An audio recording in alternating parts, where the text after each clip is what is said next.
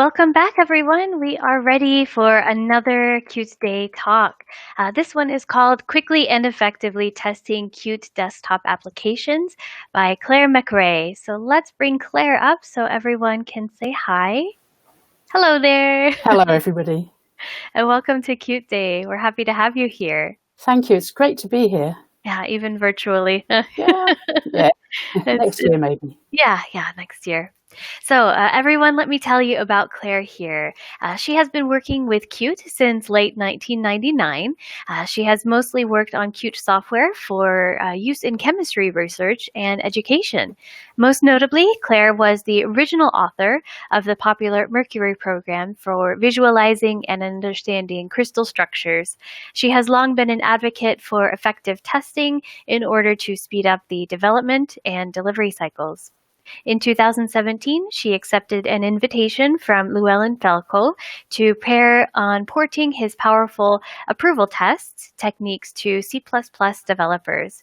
She learned so much through this fruitful collaboration that her focus is now entirely on helping others to solve seemingly impossible testing problems. She offers professional consultancy services in training, short-term consulting, and contracting, mainly in C++ and Python, commonly getting a team going on untested code in just a few days. And when not working, Claire volunteers with the hashtag Include C++ Diversity and Inclusion organization and enjoys walking, cycling, and folk music. Me too. Folk music is great. So here's a little bit about this talk. Help! How can you break the old chicken and egg problem of, I can't refactor, I don't have tests, but I need to refactor to add tests? Discover practical approaches for Qt code to quickly break that cycle so you can maintain your new legacy Qt desktop applications with greater confidence. All right, so just before we see that video, I just want to remind everyone, if you do have questions for Claire, please direct them to the Q&A chat. That's the one with the question mark next to the main room chat. So we want to keep things organized. All right, so sit back, enjoy, and we'll see you after the video. Thanks. Thank you. There we go.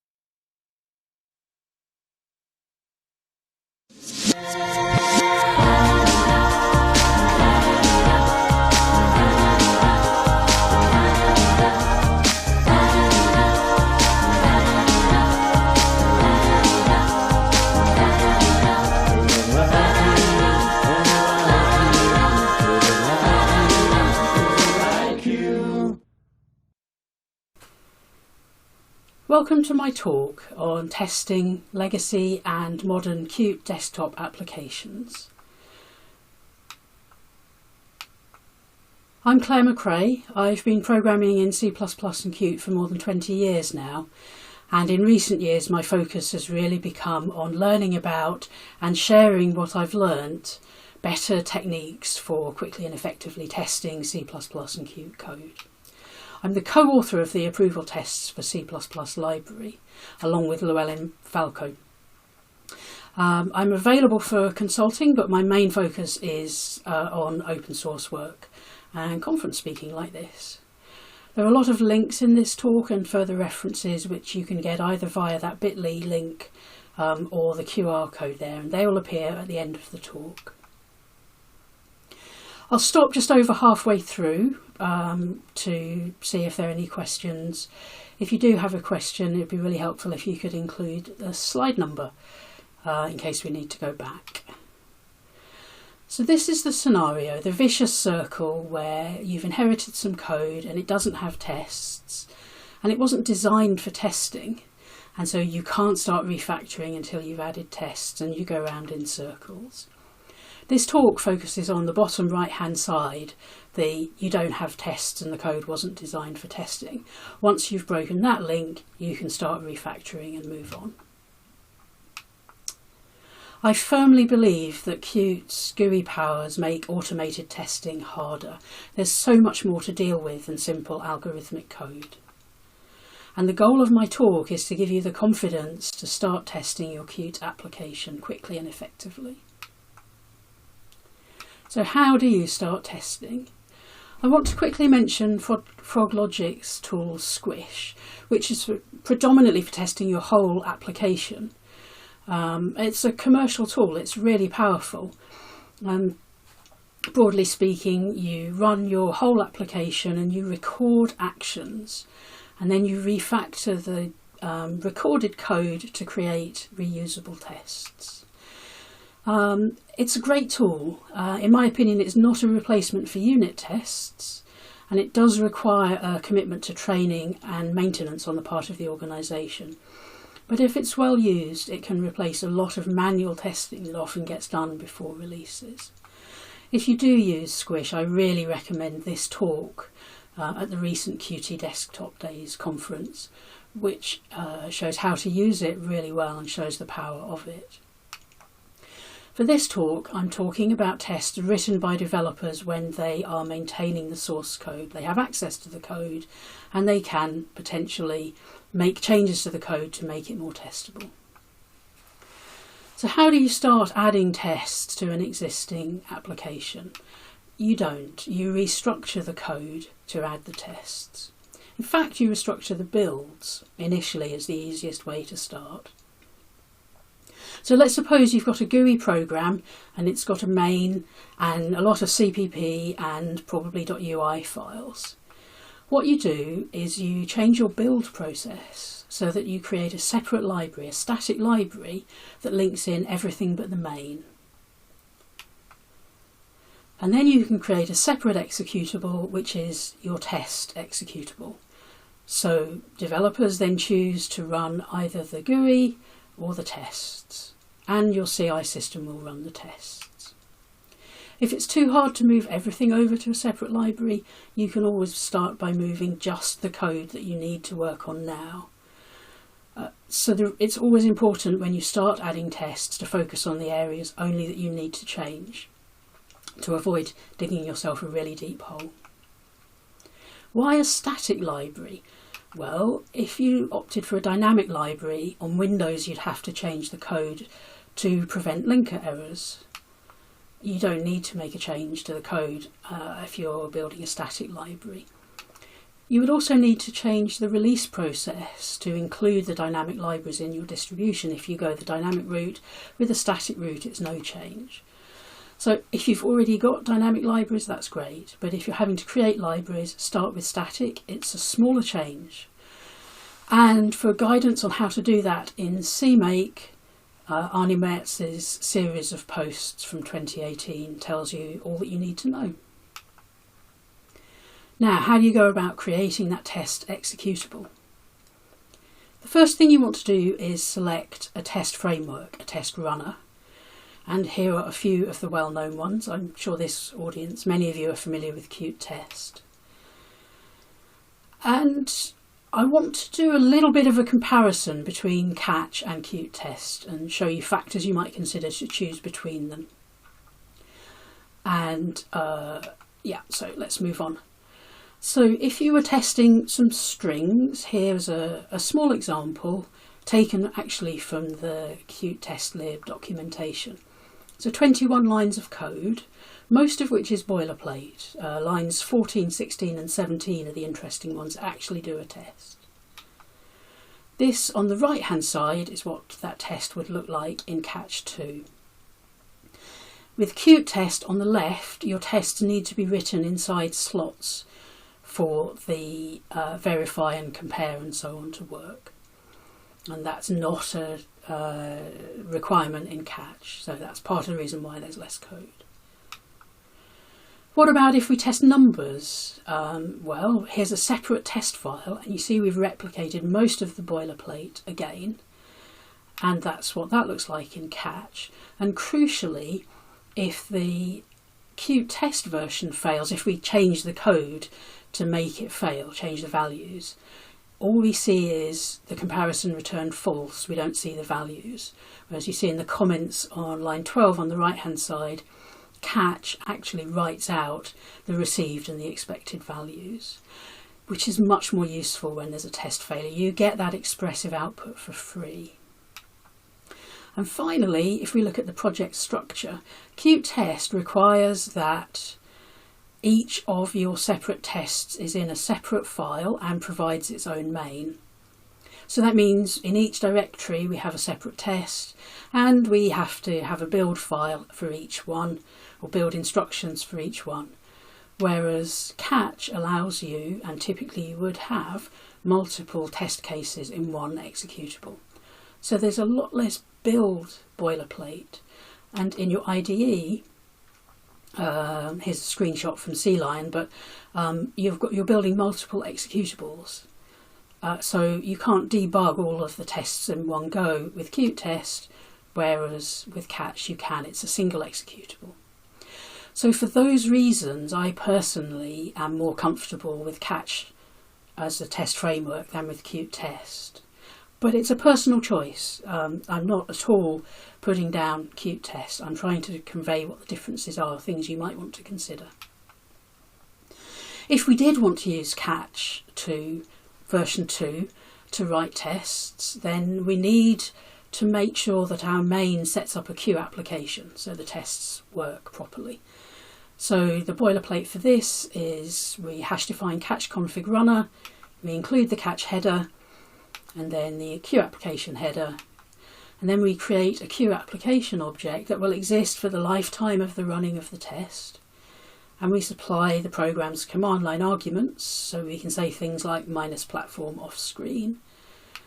And then we create a catch session and run that, also passing in the program arguments to that, so we can say things like --break to break in the debugger if there's a test failure. And then we return the result to indicate whether the test's passed or not. Now I've got a few example tests coming up based on an application called Super Collider, which is an audio synthesis program. It's a fantastic open source community. And so I picked that with some support from that community to have some examples to talk through. So let's look at Super Collider's colour widget, colour picker. So that's the little red foreground colour swatch there. When the user clicks on the red square, a colour dialog pops up. The user chooses a colour, clicks OK, and a signal is sent back, and the foreground colour would change to green, and that swatch would change to green.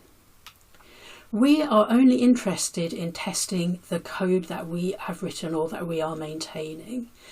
It's really important that we don't spend time testing Qt functionality, we expect that to work, and testing operating system functionality as well. So we're going to focus on the left hand side of that diagram.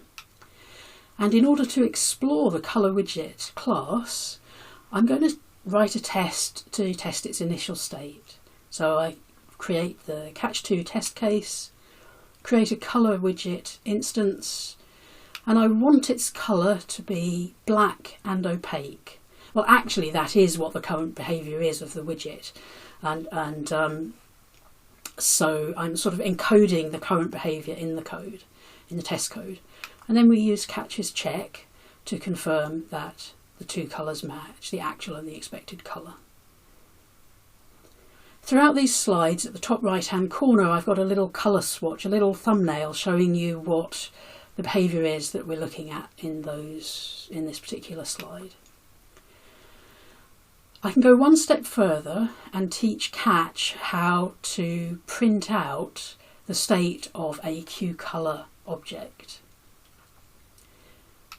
And you do that by specialising Catch's string maker. And I can show you later how to get the code for that. And so now we write check that the colour, string representation of the colour matches 0, 0, 0 and alpha equals 1. That gives us more meaningful output if the test fails, which is a really important thing to consider when you're writing tests. I first wrote that test by saying check that the colour equals an empty string, saw the output and then copied and pasted it into the test. So I was approving the output of this program, and that's often how you'll write tests for existing code, writing tests retrospectively.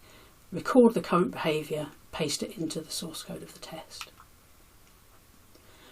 If we wanted to test how the colour widget responds to changing colour, we create an instance of the widget, we make a note that the colour we're going to change it to is red, and then the public interface of colour widget provides set colour.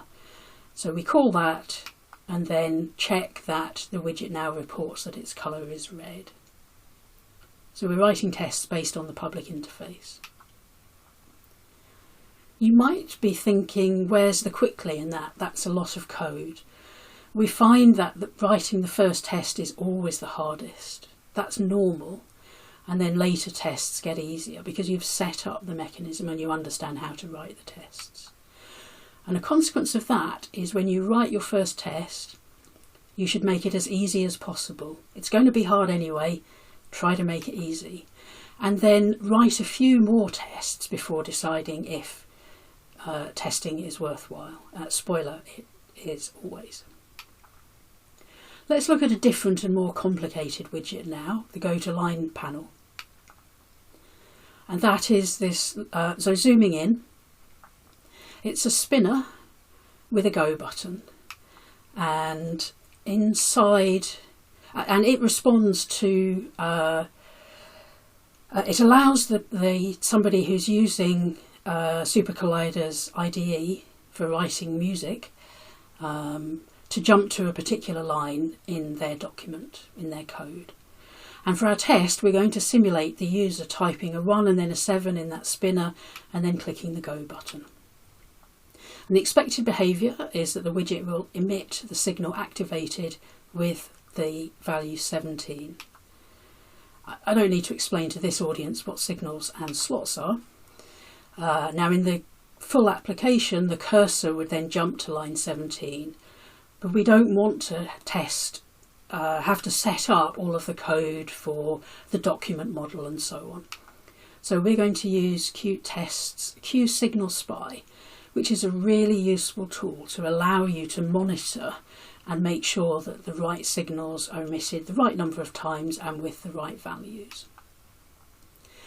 But crucially, I want to hide the implementation details of the class that we're testing from the tests. I don't want, if the implementation details change, I don't want to have to rewrite lots of tests, because then the tests slow you down rather than speed you up. So the next few slides look at how we can make these tests really readable and guard against changes to implementation. And we do that using a test fixture. And you see in the middle panel, the class GoToLineTool fixture is highlighted. And this is the class that I've created purely to make this testing convenient and expressive.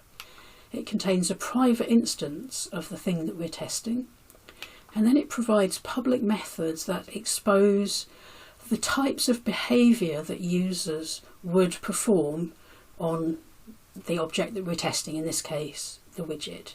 So type a character into the spinner, for example.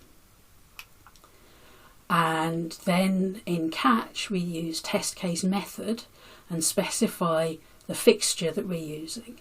So test case method means I'm using a fixture. And then we write our tests in terms of the public interface of our fixture. It means we hide all of the implementation details of the class that we're testing. The fixture would look something like this in this case. So it's an ordinary class. It stores an object that we're testing and a spy. That is how we listen out for signals. Hidden inside the fixture is all sorts of gory implementation details that make the tests hard to write. The need to raise a widget, show a widget, set focus and so on. So all of that code appears only once inside the fixture and not replicated throughout our tests. And the details are private. Now the way that fixtures work in Catch 2, your fixture is a base class, and when you write test case method, it creates a hidden class that inherits the fixture class. So you write your tests in terms of the public or protected interface of the fixture. And so our test for the scenario I described earlier would look something like test case method with that fixture, simulate that we're editing a document of 27 lines long, type a 1, type a 7, click the go button, check that the signal was emitted once, and check that it was emitted with the value 17. Now, hidden behind that is quite a lot of detail and quite a lot of learning, and there isn't time to talk through that in this talk. So if you would like to know more and how to write your own fixtures, then I recommend to you the video of my CPP-Con talk from earlier this year. Now, I talked earlier about separating library code out from the GUI, but there's one more part of that, and that's separating out your model, your algorithms, your business logic from the UI code. And in my experience, it's quite common for people who are new to writing Qt code to mix their logic, their algorithms and so on, into the custom widget code, and you want that to be separate. So you want your UI layer to know about, let's call it the model layer, but not the reverse. And then you separate those concerns and you allow other code to reuse your algorithmic code that's in the model. And then, of course, you can write a separate set of tests that don't have the complexity of the user interface to deal with. I'm going to pause now, we're just over halfway through, and I'll ask if there are any questions. Thank you very much.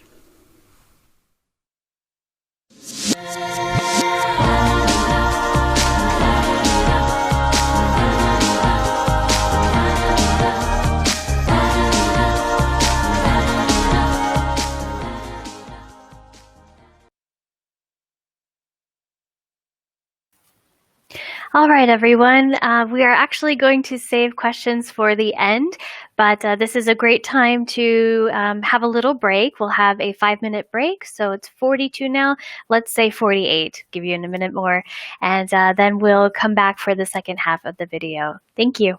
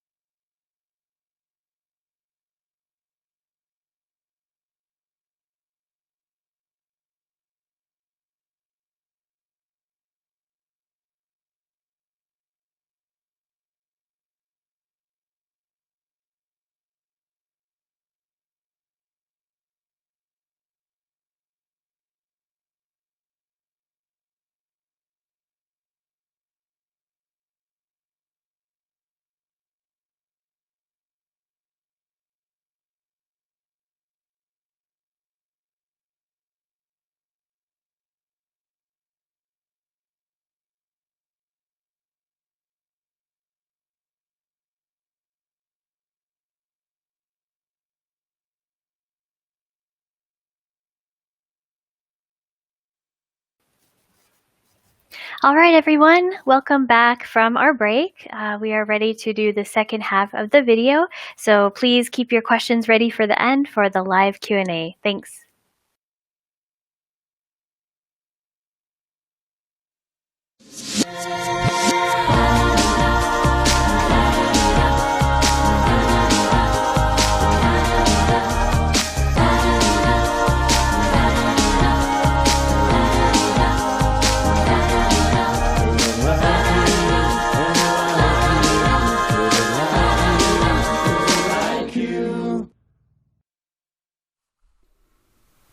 Okay, so now let's look at some error-prone things that it's worth being aware of when testing Qt's code. If you are working on code that was written in Qt 4 days or prior to that, I started with about Qt 1. You might be familiar with the string-based signal and slot connections, and they use macros.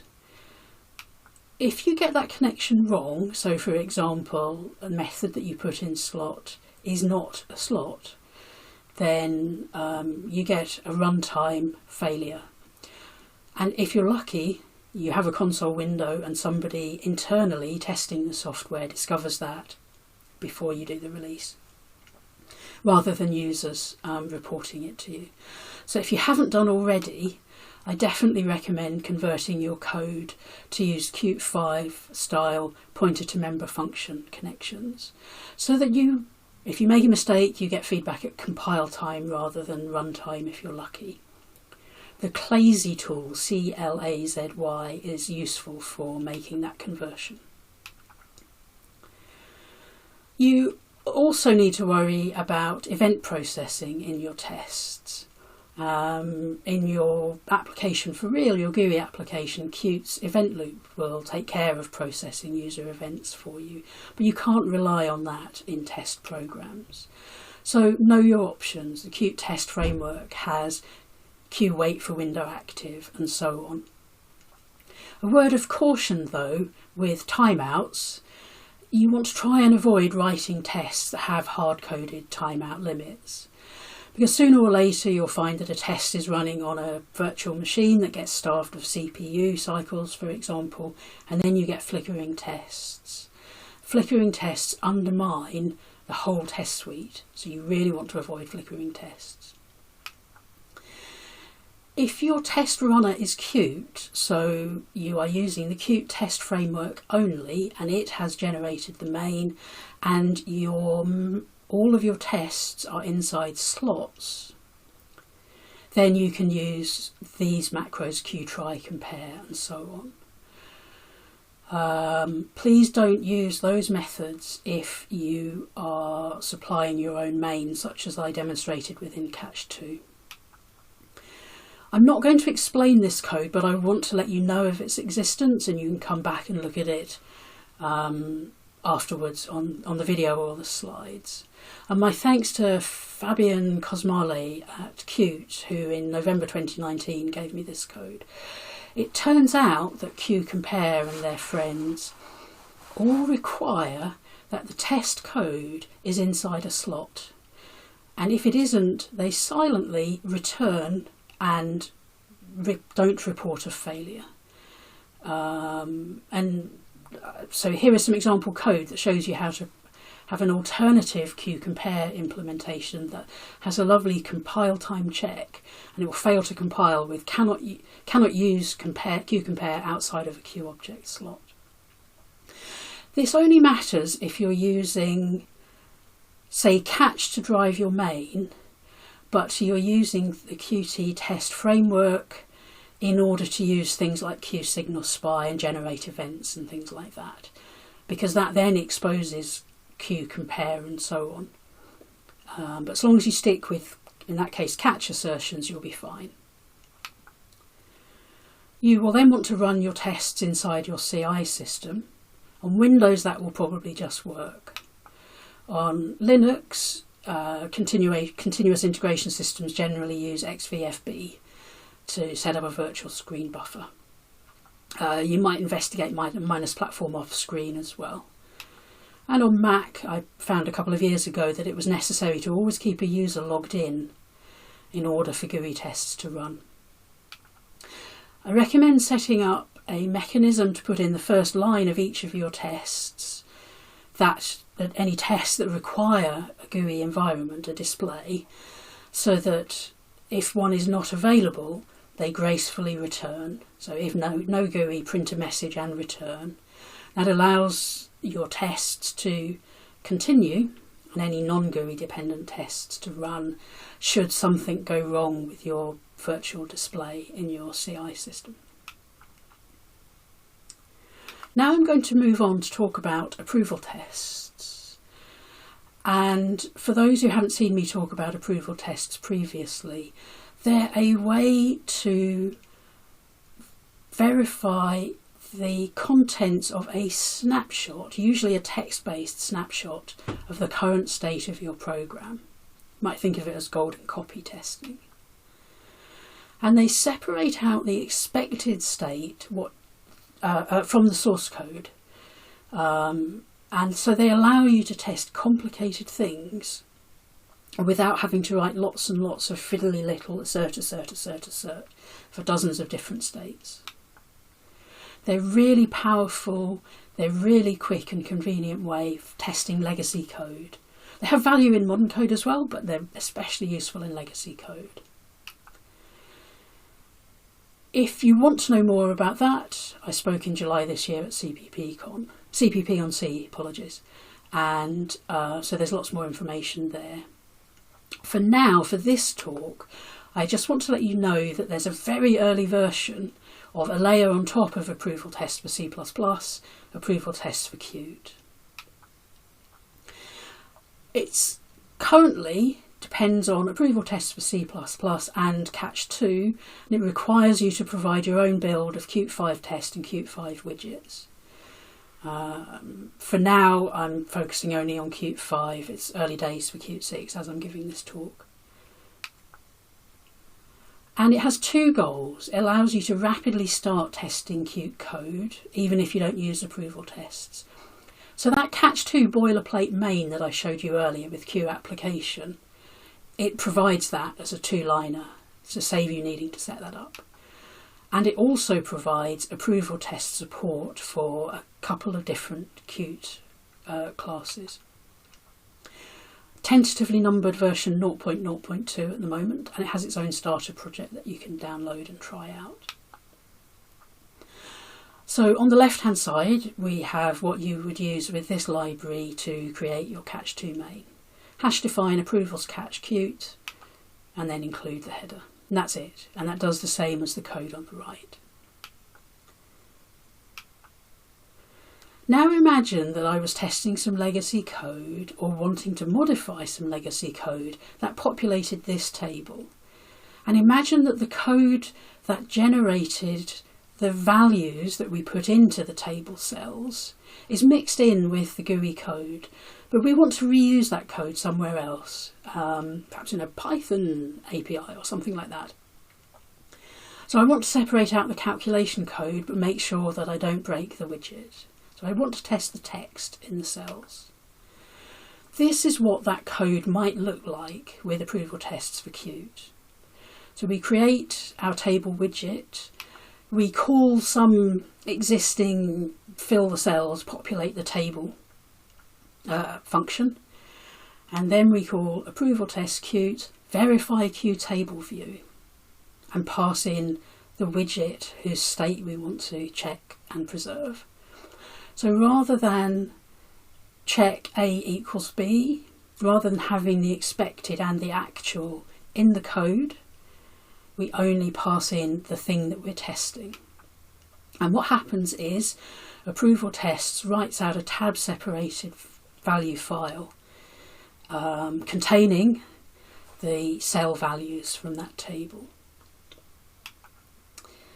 And when you first run an approval test, a differencing tool pops up, shows you the actual output, and if you like it, you use the differencing tool to copy that content over to the received file sorry, the other way around. It shows you what's received and you copy that to an approved file, approved.tsv in this case.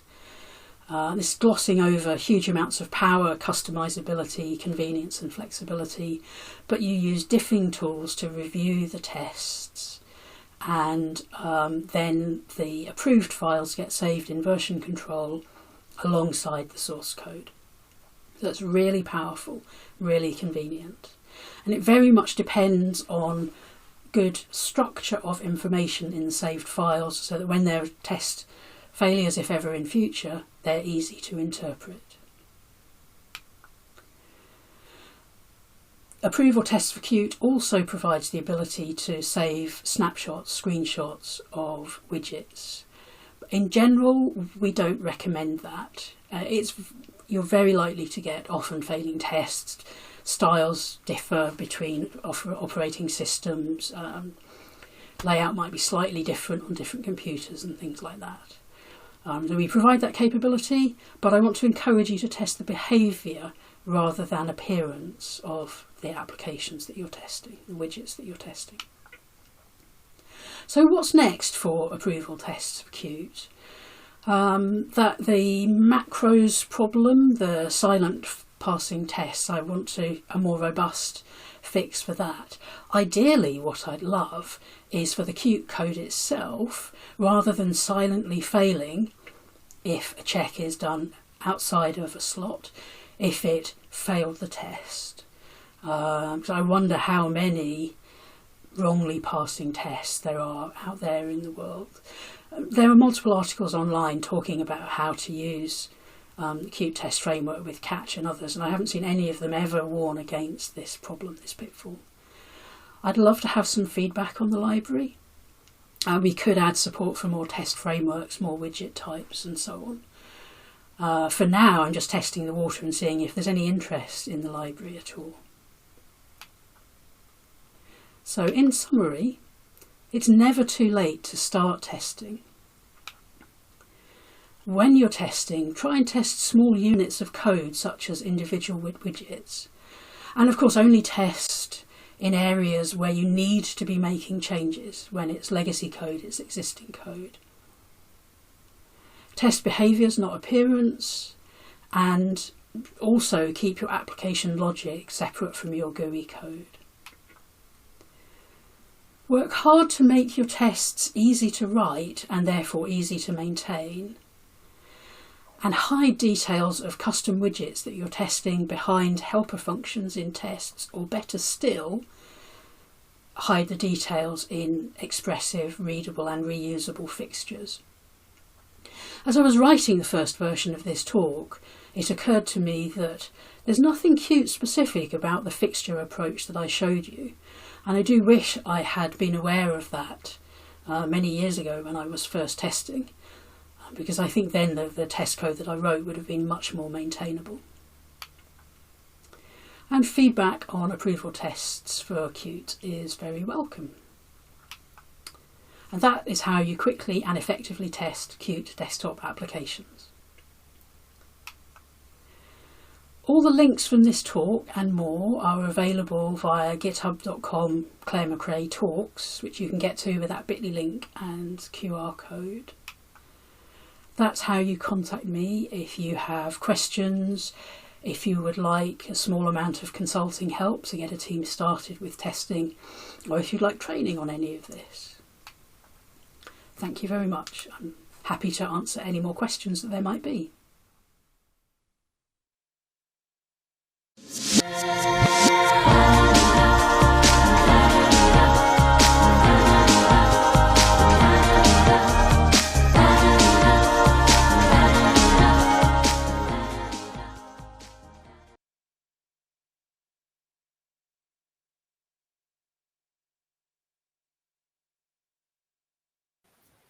All right, everyone, it is that time for Q&A. So let's go ahead and bring Clare live to get started. Hello there, welcome back. Thank you. Very, very nice presentation. Thank you. So if anyone is preparing questions now, I'll give them a moment to do so. And so in the meantime, I want to say thanks for your contribution to QtDay, even if it is virtually this year. And if you had anything else you wanted to add or anything you wanted to say about your participation in QtDay. Well, it's been an honour to participate. I felt rewatching the talk that maybe people might be put off by how simple the examples were. These kinds of approaches, I've helped people use them in many different scenarios. I've used them when testing crystal structure visualization applications, and audio seems to be quite a popular area for people asking for testing help these days. So approval tests kind of gives a change of mindset away from what small properties can I test to what's the best way of representing the information that I'm generating in savable, reusable states. So maybe in an audio example, you might save a trace as a file, and then during your tests, as well as saving that, you can on the fly generate pictorial representation. So if you get test failures, it's easy for humans to interpret and inspect the differences. So it's hard to describe in a short talk for such a simple framework the powerful variety of ways that you can use it. And I'm really happy to answer questions on Twitter and via email and things like that. So I've just seen so much benefit from getting hard to test code actually tested. And so, yeah, any way that I can help people do that, I'd love to be able to. Excellent. And thanks for your availability on that and openness. I don't see if there are any questions, so hopefully that means everything was crystal clear. All right. Well, if that is it, I just want to thank. Oh, wait, we see something here. Okay, yes, a question. Okay, Jacopo says, I've inherited a large code base where most UI code is generated by the designer. May I ask if this counts as separation? So is that referring to Qt Designer, or is it referring to a human whose skill is designing? Good question. Maybe we can guess it's the latter. So does that mean you've got lots of images as part of your design? Well, it sounds like it's good separation to have, but the kind of separation I was talking about is, well, say it's an application that does scientific calculations. I've seen it where the scientific calculation code was embedded in the widget code, and then we wanted to add a Python API to access that scientific functionality. And the Python API couldn't use the widget code, and so the algorithmic code and the data storage needed to be separated out to non-Qt code. So if so I think it really depends on the domain, but try and separate the domain code out from the widget code, unless your entire domain is graphical, in which case maybe there's no separation. I don't know. Does that help at all? If so, ping me on Twitter afterwards, Clare Macrae UK, if that wasn't clear, or drop me an email. Excellent. Thanks you for the that. question. Yes, we love those questions. All right, so if there are no others, I just want to appreciate you, Clare, for being here live with us, and thanks for all the participants for coming. Thanks very much. Bye for now. All right, have a great rest of your day. Take care. Thank you. All right, that marks the end of this talk. Of course, I do want to remind everyone to please rate it on the agenda page of this site, the Bizzabo site. And so we'll get ready for the next talk of the day. That's going to be at 2:30 p.m. Italian time, which is in a little more than 20 minutes from now. And that is how to improve productivity with Qt on mobile, desktop, and embedded by Filippo Scognamiglio. And so we hope to see you there. Thanks and enjoy.